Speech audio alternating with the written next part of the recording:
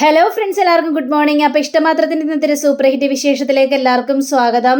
അങ്ങനെ ആതിരയും കൊണ്ട് ഒരു മഠത്തിലെത്തിയിരിക്കുകയാണ് നമ്മുടെ മഹേഷ്. അപ്പോൾ സിസ്റ്ററോട് കാര്യങ്ങളെല്ലാം പറയുകയാണ്. ഇതെല്ലാം കേട്ട് സിസ്റ്റർ ആണെങ്കിൽ അതിനെന്താ കുഴപ്പം, ആതിരയെ അന്വേഷിച്ച് ഇവിടെ ആരും വരാനായിട്ട് പോകുന്നില്ല, ആതിര ഇവിടെ വലിയൊരു സേഫിൽ തന്നെയായിരിക്കും, അതിനെക്കുറിച്ച് ഓർത്തൊന്നും പേടിക്കേണ്ട കാര്യമില്ല മഹേഷ് എന്നൊക്കെ പറയാണ്. പക്ഷേ അതിനെ അങ്ങനെ എക്കാലം നിർത്താൻ വേണ്ടിയിട്ടല്ല കേട്ടോ സിസ്റ്ററെ. കാരണം അവൾക്ക് നല്ലൊരു ജോലി മേടിച്ച് കൊടുക്കണം, അവൾക്ക് നല്ലൊരു ജീവിതം ഉണ്ടാക്കി കൊടുക്കണം, ഇതിനൊക്കെ വേണ്ടിയാണ് ഞങ്ങളുടെ പുറപ്പാട്. ഇതൊക്കെ കേട്ട് കഴിഞ്ഞപ്പോഴേക്കും ആതിര അന്തിച്ചിങ്ങനെ നോക്കി നിൽക്കുകയാണ്. എത്ര സ്നേഹമാണ് ഈ മഹേഷിനും അതേപോലെ തന്നെ ഇഷിതയ്ക്കും എന്നൊക്കെ ഇങ്ങനെ ആലോചിക്കുകയാണ് നമ്മുടെ ആതിര. അപ്പോൾ പറയാ, ഇവൾക്കാണെങ്കിലേ ഭയങ്കര പേടിയാണ് സിസ്റ്ററെ, അതാണ് ഇവളുടെ ഏറ്റവും വലിയ പരാജയം. പക്ഷേ ഇപ്പം രണ്ടും കൽപ്പിച്ചാണ് ഇപ്പോൾ അവൾ വന്നിരിക്കുന്നത്, ഞങ്ങളുടെ ജീവിതം രക്ഷിക്കാൻ വേണ്ടി തന്നെയാണ് അവൾ വന്നിരിക്കുന്നതെന്നൊക്കെ പറയാണ്. ധൈര്യമായിട്ട് പൊയ്ക്കും മഹേഷേ എന്നും പറഞ്ഞുകൊണ്ട് സിസ്റ്റർ വേറൊരു സിസ്റ്ററെ വിളിക്കുക. കഴിഞ്ഞപ്പോഴേക്കും എന്താ സിസ്റ്ററെ, എന്താ വിളിച്ചതെന്ന് ചോദിച്ചു കഴിഞ്ഞപ്പോഴേക്കും അതെ ഇതാണ് ആതിരയെ സിസ്റ്ററിൻ്റെ റൂമിലേക്ക് കൊണ്ടുപോയിക്കോളൂ എന്ന് പറഞ്ഞു കഴിഞ്ഞപ്പോഴേക്കും അതിന് സിസ്റ്ററെ ഞാൻ കൊണ്ടുപോയിക്കോളാം എന്ന് പറഞ്ഞുകൊണ്ട് ആ ഒരു രീതിയിൽ ആദരനെയും കൊണ്ട് പോവുകയാണ്. അപ്പോൾ മഹേഷ് ആണെങ്കിൽ നല്ല വിശ്വാസത്തോടെ സന്തോഷത്തോടെ അവിടെ നിന്ന് മടങ്ങുക. പിന്നീട് കാണിക്കുന്ന നമ്മുടെ സുചിത്രയാണ്. അപ്പോൾ സുചിത്രയാണെങ്കിൽ വിനോദിനെക്കുറിച്ചുള്ള ഓർമ്മകളെല്ലാം ഇങ്ങനെ അയവിറക്കിക്കൊണ്ടിരിക്കുന്ന സമയത്താണ് ഇഷിത വരുന്നത്. അപ്പോൾ ഇഷിത വന്ന് ചോദിക്കണത്, ഞങ്ങളൊക്കെ ഇവിടെ ഭയങ്കര സന്തോഷത്തിലാണ്, എന്നിട്ട് സുചി നീ എന്തിങ്ങനെ സങ്കടപ്പെട്ടിരിക്കുന്നതെന്നൊക്കെ ചോദിച്ചു കഴിഞ്ഞപ്പോഴേക്കും എനിക്ക് എങ്ങനെ ഇഷിതേച്ച് സന്തോഷിക്കാനായിട്ട് കഴിയും, ഇഷിതേച്ച് ഒന്ന് ആലോചിച്ച് നോക്കിക്കണ്ടേ, എൻ്റെ കല്യാണ സമയം ആ കല്യാണ സമയത്തിൽ ഞാൻ ഭയങ്കരമായിട്ട് സന്തോഷിച്ചായിരുന്നു. ഉടുത്തൊരുങ്ങി ഒരു മണവാട്ടിയെ പോലെ ഞാൻ വന്നു കഴിഞ്ഞപ്പോഴേക്കും അല്ലേ വിനോദിനെ പോലീസുകാർ അറസ്റ്റ് ചെയ്തുകൊണ്ട് പോയത്. അതൊക്കെ എൻ്റെ മനസ്സിലേക്ക് ഇങ്ങനെ തികട്ടി വരികയാണ് ഇഷിതേച്ചി. അതുകൊണ്ട് എനിക്ക് കൂടുതൽ സന്തോഷിക്കാനൊന്നും പറ്റുന്നില്ല. പിന്നെ ഞാൻ എങ്ങനെ സന്തോഷിക്കും ഇഷിതേച്ചി എന്നൊക്കെ പറയാണ്. അതൊക്കെ കഴിഞ്ഞ കാര്യമല്ലേ എൻ്റെ സുചിത്രേ, അതിനെക്കുറിച്ച് ഓർത്തൊന്നും ചിന്തിക്കേണ്ട. വിനോദിനെ പുറത്തിറക്കാൻ വേണ്ടി തന്നെയല്ലേ ഇപ്പം മുൻകൈ എടുത്തിട്ട് ആതിര വന്നിരിക്കുന്നത്. ആതിര ഉറപ്പായിട്ടും വിനോദിനെ രക്ഷിക്കും, വിനോദിനെതിരെ മൊഴി പറയുകയും ചെയ്യും. അപ്പോൾ കോടതിക്ക് മനസ്സിലാവും വിനോദ് നിരപരാധിയാണെന്ന്. ഇപ്പോൾ വിനോദിനെ വിട്ടയക്കും. അവനിങ്ങോട്ട് വരുമ്പോൾ ഇനി സത്യങ്ങളെല്ലാം നീ മനസ്സിലാക്കിയാൽ പോരെ എന്നൊക്കെ ചോദിക്കുകയാണ്. എനിക്ക് ഇതൊക്കെ വിശ്വസിക്കാവോ, എനിക്ക് സന്തോഷിക്കാനുള്ള വകയുണ്ടോ എന്നൊക്കെ ചോദിക്കുമ്പോൾ അതെന്താ സംശയമാണോ നിനക്ക്, നിൻ്റെ മഹേഷ് ഏട്ടൻ നിനക്ക് സംശയമാണെന്ന് ചോദിക്കുമ്പോഴേക്കും ഇല്ല, മഹേഷ് ഏട്ടനോട് എത്ര ചെയ്താലും എനിക്കുള്ള കടപ്പാട് തീരില്ല, എൻ്റെ ജീവിതമാണ് മഹേഷ് ഏട്ടൻ രക്ഷിച്ചിരിക്കുന്നതൊക്കെ പറഞ്ഞപ്പോഴേക്കും നിൻ്റെ സംസാരം കേട്ടാൽ തോന്നുമല്ലോ വിനോദ് മഹേഷിന് ആരുമല്ല എന്ന്. എൻ്റെ പൊന്നെ, മഹേഷിൻ്റെ ഓരോരോ താല്പര്യം എന്താണെന്നറിയാവോ, നിന്നെയും വിനോദിനെയും ഒന്നിപ്പിക്കുക, നിങ്ങൾക്കൊരു ജീവിതം ഉണ്ടാക്കി തരിക. അതേപോലെ തന്നെ ഈ ചേച്ചിയുടെ ആഗ്രഹം അതേപോലെ തന്നെയാണ്, എൻ്റെ അനിയത്തി സുമംഗലിയായിട്ട് തന്നെ കഴിയണം, നിങ്ങൾ രണ്ടുപേരുടെയും കല്യാണം കഴിഞ്ഞ് നിങ്ങൾ സുഖമായിട്ട് ജീവിക്കുന്നത് കണ്ടാലേ എൻ്റെ മനസ്സിന് സന്തോഷം ഉണ്ടാവുകയുള്ളൂ. ഇതൊക്കെ കേട്ട് കഴിഞ്ഞപ്പോഴേക്കും ചേച്ചിയുടെ സന്തോഷം അതാണെന്ന് എനിക്കറിയാം, അതുകൊണ്ടല്ലേ ഞങ്ങൾ മുൻകൈയെടുത്ത് ഇറങ്ങിയത് വിനോദിനെ പുറത്ത് കൊണ്ടുവരാനായിട്ട്. പക്ഷേ വിനോദ് തിരിച്ചു വരുമ്പോൾ വിനോദിൻ്റെ സ്വഭാവം മാറോ ഇല്ലോ എന്നാണ് എൻ്റെ ഇപ്പം സംശയം. വിനോദ് ഒരു പരുക്കനായിട്ട് മാറോ എന്നുള്ളൊരു പേടി എനിക്കുണ്ടേ. പല പ്രാവശ്യം ഞാൻ വിനോദിനെ കാണാൻ പോയപ്പോൾ പഴയതുപോലുള്ളൊരു സ്നേഹം വിനോദിന് എൻ്റെ അടുത്ത് ഉണ്ടായിരുന്നില്ല, ഒരു മുഖം തിരിച്ചെന്നുള്ളൊരു സംസാരമാണ് എന്നോട് സംസാരിച്ചത് എന്നൊക്കെ പറഞ്ഞു കഴിഞ്ഞപ്പോഴേക്കും അത് അവൻ്റെ മനസ്സിൽ അങ്ങനെ ഒരു ഇതായി പോയത് കൊണ്ടല്ലേ നിന്നെ എങ്ങനെയെങ്കിലും ജീവിതത്തിൽ നിന്ന് പുറത്താക്കണം, അതിനുവേണ്ടി നിനക്ക് നല്ലൊരു ജീവിതം കിട്ടാൻ വേണ്ടിയാ വിനോദ് അങ്ങനെയെല്ലാം കാണിച്ചു കൂട്ടിയത്. ഈ ഇടക്ക് നിന്നോട് പറഞ്ഞിട്ടുണ്ടാവുമല്ലോ, എന്നെ മറന്നേര്, എന്നെ വിട്ട് പൊയ്ക്കോ, എൻ്റെ അടുത്തുള്ള ജീവിതം നിനക്ക് ശാശ്വതമാകില്ല എന്നൊക്കെ പറഞ്ഞിട്ടുണ്ടാവില്ലേ. ആ കാര്യം ഒന്ന് ആലോചിച്ചാൽ മതി. അല്ലാതെ വിനോദ് പുറത്തിറങ്ങിക്കഴിഞ്ഞാൽ നിന്നോട് വെറുപ്പൊന്നും കാണിക്കേണ്ട യാതൊരു കാര്യമില്ലല്ലോ സുജി. ഇനി ഈ കാര്യത്തെക്കുറിച്ച് പറയണ്ട, നാളെ ഒന്ന് നേരം വെളുത്തോട്ടേന്നേ, അപ്പോഴേക്കും വിനോദ് കേസിലെല്ലാം ജയിച്ച് നമ്മുടെ മുന്നിൽ എത്തിയിരിക്കും, അത് ഉറപ്പാ എന്നും പറഞ്ഞുകൊണ്ട് സുചിത്രയ്ക്ക് വാക്ക് കൊടുക്കുകയാണ് നമ്മുടെ ഇഷിത. ഈ സമയം തന്നെ വിനോദിനെ കാണിക്കുകയാണ്. അപ്പോൾ വിനോദ് ലോക്കപ്പിൽ കിടക്കുക. ആ സമയത്താണ് ഒരു പോലീസുകാരൻ വന്നിട്ട്, വിനോദേ നീ വല്ല കാര്യങ്ങളെല്ലാം അറിഞ്ഞായിരുന്നോ, നാളെ നിന്നെ കോടതിയിൽ ഹാജരാക്കണമെന്ന് പറഞ്ഞിരിക്കുകയാണ്. ഇത് കേട്ട് വിനോദ് ഞെട്ടിപ്പോവാ. വിനോദ് ഞെട്ടി അവിടെ ചാടി എണീക്കുകയാണ്. ഇത് എന്തൊക്കെയാണ് പറയുന്നത് സാറേ, സത്യമാണോ സാറേ, നാളെ എന്നെ കോടതിയിൽ ഹാജരാക്കുമോ എന്ന് ചോദിക്കുകയാണ്. അതേടാ കോടതിയിൽ ഹാജരാക്കും, നീ ഏതായാലും ഭാഗ്യമുള്ളവൻ തന്നെയാണ് കേട്ടോ. കാരണം എന്താണെന്നറിയാമോ, ആതിര എന്ന് പറഞ്ഞവളില്ലേ, അവള് നിനക്കായിട്ട് സാക്ഷിയായിട്ട് വരികയാണ്. നീ നിരപരാധിയാണെന്ന് തെളിയിക്കാൻ വേണ്ടി അവർ കോടതിയിൽ ഹാജരാകാനായിട്ട് പോവാണ്. എന്താ നിനക്ക് സന്തോഷമായില്ല എന്നൊക്കെ ചോദിച്ചപ്പോഴേക്കും സന്തോഷിക്കണോ അല്ലെങ്കിൽ ദുഃഖിക്കണോ എന്ന് ഇനി ആതിര വന്ന് എന്താണ് പറയാൻ പോകുന്നതെന്ന് അറിയില്ലല്ലോ. അവള് നിനക്കെതിരെ സാക്ഷി പറയുമെന്നാണ് എല്ലാവരും പറഞ്ഞു വരുന്നത്. നിന്നെ പുറത്തിറക്കാനുള്ള എല്ലാ കാര്യങ്ങളും അവള് നിനക്ക് വേണ്ടി ചെയ്യുമെന്നൊക്കെയാ പറയുന്നത്. ഇനി നാളെ കോടതിയിൽ വെച്ചറിയാം എന്തൊക്കെയാ സംഭവിക്കാൻ പോകുന്നതെന്ന്. അപ്പോൾ വിനോദിന് ഇത് കേട്ടിട്ടും വലിയ തൃപ്തിയൊന്നുമില്ല. ഒരു ടെൻഷനാണ് വിനോദിൻ്റെ മനസ്സിൽ ഇങ്ങനെ കുതിച്ചു കയറി ഇങ്ങനെ വരുന്നത്.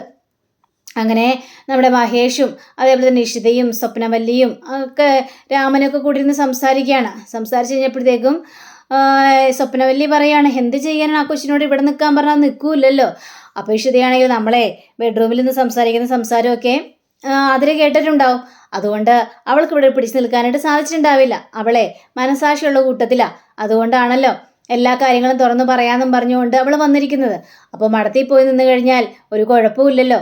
ആ ഒരു സേഫ്റ്റിക്ക് വേണ്ടിയാണ് പോയത്. ദൈവമേ, ഇനി അവളെ തേടി അവിടെ ആരെങ്കിലും വരുമോ എന്നൊക്കെ ചോദിക്കുമ്പോഴേക്കും ഒരിക്കലുമില്ല.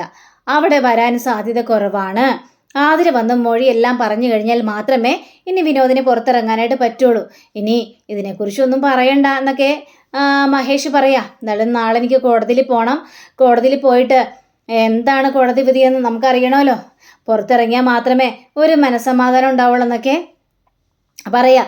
അങ്ങനെയും പറഞ്ഞുകൊണ്ട് നമ്മുടെ സ്വപ്നവല്ലിയാണെങ്കിൽ ഇരുന്ന് പ്രാർത്ഥിക്കുകയാണ്, ദൈവമേ ഒരാപത്തും വരല്ലേ എൻ്റെ മോൻ പുറത്തിറങ്ങണേ എന്നൊക്കെ പറഞ്ഞ് ഇങ്ങനെ പ്രാർത്ഥിച്ചുകൊണ്ടിരിക്കുക. അങ്ങനെ പിറ്റേ ദിവസം രാവിലെ ആവുകയാണ്. പിറ്റേ ദിവസം രാവിലെ ആയി കഴിഞ്ഞപ്പോഴേക്കും തന്നെ മഹേഷ് നേരെ കോടതിയിലേക്ക് അങ്ങോട്ട് വിടുകയാണ്. കോടതിയിലേക്ക് വിട്ട് കഴിഞ്ഞ് ഇവർക്കാണെങ്കിൽ ആകെ ടെൻഷനാണ്. അപ്പോൾ സ്വപ്നവല്ലി പറയാണ്, എൻ്റെ പഴനി ആണ്ടവനെ, എൻ്റെ വിനോദ് മോൻ പുറത്തിറങ്ങാനായിട്ട് സാധിക്കണേ. രാമനെ കൊണ്ട് ചൈനപ്രദക്ഷിണം ചെയ്യിപ്പിച്ചോളാവേ എന്നൊക്കെ ഇങ്ങനെ പ്രാർത്ഥിക്കുക. അപ്പോൾ നമ്മുടെ ഇഷിതയും പറയാണ്, പേടിക്കണ്ട അമ്മേ, ഉറപ്പായിട്ടും വിനോദ് പുറത്തിറങ്ങുമെന്ന് എൻ്റെ മനസ്സ് പറയുന്നു. അങ്ങനെയെല്ലാം പറഞ്ഞുകൊണ്ടിരിക്കുമ്പോഴാണ് പെട്ടെന്ന് മഹേഷിൻ്റെ കോള് വരുന്നത്. മഹേഷാണല്ലോ വിളിക്കുന്നത്. നമ്മൾ എടുക്ക്, കോടതിയിൽ പോയിട്ട് അവനെ എന്തായിരിക്കും പറഞ്ഞിട്ടുണ്ടാവുക, ഒന്ന് എടുക്ക് പെട്ടെന്ന്. അങ്ങനെ മഹേഷേ, എന്തായി മഹേഷേ അവിടുത്തെ കാര്യങ്ങളെല്ലാം, എന്തെങ്കിലും ഇതുണ്ടോ എന്നൊക്കെ ചോദിച്ചപ്പോഴേക്കും, അതെ ഇഷിത, സന്തോഷിക്കാനുള്ള വകയുണ്ട്. നമ്മൾ കേസ് ജയിച്ചുന്നേ, ഇവിടെ ന്യായം ജയിച്ചു എന്ന് പറയാം. ഇത് കേട്ട് ഇഷിതയെ ഭയങ്കര സന്തോഷം കൊണ്ട് മത്തിമർദ്ദൊരവസ്ഥ നിൽക്കുക. അപ്പോൾ ഇഷിതയുടെ സംസാരം കഴിഞ്ഞപ്പോഴേക്കും സ്വപ്നവല്ലിക്കും സന്തോഷം തോന്നി. അങ്ങനെ എന്താ മോളെ കാര്യങ്ങൾ എന്ന് രാമനൊക്കെ ചോദിക്കണം. കേട്ടോ എന്നും പറഞ്ഞുകൊണ്ട് സ്പീക്കർ ഫോൺ ഇട്ട് കൊടുക്കുക. സ്പീക്കർ ഫോൺ ഇട്ട് കൊടുത്തു കഴിഞ്ഞപ്പോഴേക്കും അവിടെ മഹേഷ് പറയാണ്, ആതിര എല്ലാ സത്യങ്ങളും തുറന്നു പറഞ്ഞു. ആതിരയെ തട്ടിക്കൊണ്ടുപോയത് ആരാണെന്നും എന്തിനു വേണ്ടിയാണെന്നും പൈസക്ക് വേണ്ടി തൻ്റെ രണ്ടാനച്ഛൻ തന്നെ ഒറ്റിക്കൊടുത്തതാണെന്നും ഒക്കെ സകലമാന കാര്യങ്ങളും പറഞ്ഞു. പിന്നെ ആ മിനിസ്റ്ററുടെ കാര്യം പറയാനായിട്ട് പറ്റില്ലല്ലോ, അതുകൊണ്ട് മിനിസ്റ്ററുടെ കാര്യം പറഞ്ഞിട്ടില്ല. പക്ഷെ ഇതിന് പിന്നിൽ നമ്മുടെ ആകാശാണ് കളിച്ചത്. ആകാശിൻ്റെ പേര് ആതിര പറഞ്ഞിട്ടുണ്ട്. അപ്പോൾ ആകാശിനെതിരെ കേസ് ഉറപ്പായിട്ടുണ്ടാകും. ഇനിയിപ്പോൾ വിനോദിനെ കൊണ്ട് അങ്ങോട്ട് വരാം, എല്ലാവരും സന്തോഷിച്ചിരുന്നു എന്ന് പറയാണ്. അത് പിന്നെ മോനെ, വിനോദ് വന്നു കഴിഞ്ഞാൽ ഇനി എന്തെങ്കിലും കുഴപ്പങ്ങളും ഉണ്ടാകുമോ എന്ന് ചോദിച്ചപ്പോഴേക്ക്, എന്ത് കുഴപ്പം, അവൻ എങ്ങോട്ടും ഇനി പോണില്ല. ഒരു കാര്യത്തിനും തല്ലുപിടിക്കാനോ ബഹളത്തിനോ ഒന്നും പോവില്ല. അതെല്ലാം ഞങ്ങൾ ഏറ്റു. അവിടെ വിളിക്കുന്നുണ്ട്, ഞാൻ ഏതായാലും ഫോൺ വെക്കുകയാണെന്നും പറഞ്ഞുകൊണ്ട് അവിടെ ഫോൺ വെക്കുക. ഇവരാണെങ്കിൽ സന്തോഷത്തോടെ മറന്നു നിൽക്കുക. അപ്പോൾ ഇഷിത ചോദിക്കുകയാണ്, ഇപ്പോൾ സന്തോഷമായില്ല അമ്മയ്ക്ക്? പിന്നെ എനിക്ക് സന്തോഷം കൊണ്ട് മറന്നൊരു അവസ്ഥയിലുണ്ട്. എൻ്റെ പണിയാണ്ടവനെ, നീ എൻ്റെ പ്രാർത്ഥന കേട്ടല്ലോ. അങ്ങനെയും പറഞ്ഞുകൊണ്ട്, രാമ എനിക്ക് കുറച്ച് മധുരം ഉണ്ടാക്കണം. കുറച്ചാവണ്ടെന്നേ, നല്ല പാൽപ്പായസം തന്നെ ഉണ്ടാക്കിക്കോ മധുരമായിട്ട്. എന്നാലേ അടുക്കളയിലേക്ക് ചെല്ല് എന്നും പറഞ്ഞുകൊണ്ട് സ്വപ്നവല്ലിയെ പറഞ്ഞു വിടുകയാണ്. മോളെ, ഇനി 100ലേക്ക് വിളിച്ച് ഈ കാര്യങ്ങളെല്ലാം പറയണേ. അത് ഞാൻ പറഞ്ഞോളാം അച്ഛാ. അച്ഛനെ ചൈന പ്രദക്ഷിണം ചെയ്യാനായിട്ട് റെഡിയായിട്ട് നിന്നോ. ചൈന പ്രദക്ഷിണമല്ല, ഏത് വഴിപാടും കഴിക്കാനായിട്ട് ഞാൻ തയ്യാറാ. എൻ്റെ മകൻ പുറത്തിറങ്ങിയിരിക്കുകയല്ലേ, അവനെക്കുറിച്ചുള്ള ആദി എൻ്റെ മനസ്സിൽ നിന്ന് പോയില്ലേ, ഇനി അവനങ്ങോട്ട് വരട്ടെ. പക്ഷേ യാതൊരു കാരണവശാലും ഇനിയൊരു പ്രശ്നത്തിന് വേണ്ടി ഞാനവനെ വിടില്ല. പക്ഷെ അവൻ്റെ മനസ്സിൽ ഒരുപാട് ദേഷ്യവും വൈരാഗ്യമൊക്കെ ഉണ്ടാവും. അതെല്ലാം മാറ്റിയെടുക്കണം. മോളെ, നീ പറഞ്ഞാൽ മാത്രമേ വിനോദ് അനുസരിക്കുള്ളൂ. നീ പറയണം. എൻ്റെ പൊന്നച്ഛൻ, ഞാൻ പറഞ്ഞോളാം. ഏതായാലും വിനോദ് ഇങ്ങോട്ടൊന്ന് വന്നോട്ടേന്നേ, അതിനുശേഷം കാര്യങ്ങളെല്ലാം സംസാരിച്ചാൽ പോരെ. അച്ഛൻ ടെൻഷൻ അടിക്കണ്ട. വിനോദിനി ഒരു കാര്യത്തിനും പുറത്തേക്ക് പോവില്ല. എന്താ സന്തോഷമായില്ലേ എന്നൊക്കെ പറയാം. അങ്ങനെ നമ്മുടെ വിനോദിനെ കാണിക്കുകയാണ്. അപ്പോൾ വിനോദിൻ്റെ അടുത്തേക്ക് മഹേഷ് ചെല്ലുക. അപ്പോൾ മഹേഷിനെ കണ്ടുകഴിഞ്ഞപ്പോഴേക്ക് എങ്ങനെ നന്ദി പറയണമെന്ന് എനിക്കറിയില്ല ഏട്ടാ. ഒരുപാട് നന്ദിയുണ്ട്. എൻ്റെ ജീവിതം ഈ അഴിക്കുള്ളിലായി പോകുമെന്നുള്ളൊരു ടെൻഷൻ എനിക്കുണ്ടായിരുന്നു. ഏട്ടനാ എൻ്റെ ജീവിതം രക്ഷിച്ചതെന്ന് പറയാണ്. എടാ, നിന്നെ കാത്തിരിക്കുന്ന ഒരുപാട് പേരുണ്ട്. പിന്നെ ഇതെൻ്റെ കടമയല്ലേ. എന്നോട് നന്ദി പറയേണ്ട കാര്യമുണ്ടോ? പിന്നെ എന്നോടല്ല നന്ദി പറയേണ്ടത്, സുചിത്രയോടാ. സുചിത്ര ആകാശിൻ്റെ രീതിയിൽ പോയത് കൊണ്ടാണ് ഈ ആതിരയെ എനിക്ക് കണ്ടുപിടിക്കാനായിട്ട് സാധിച്ചത്. അല്ലായിരുന്നെങ്കിലോ? ഇല്ല.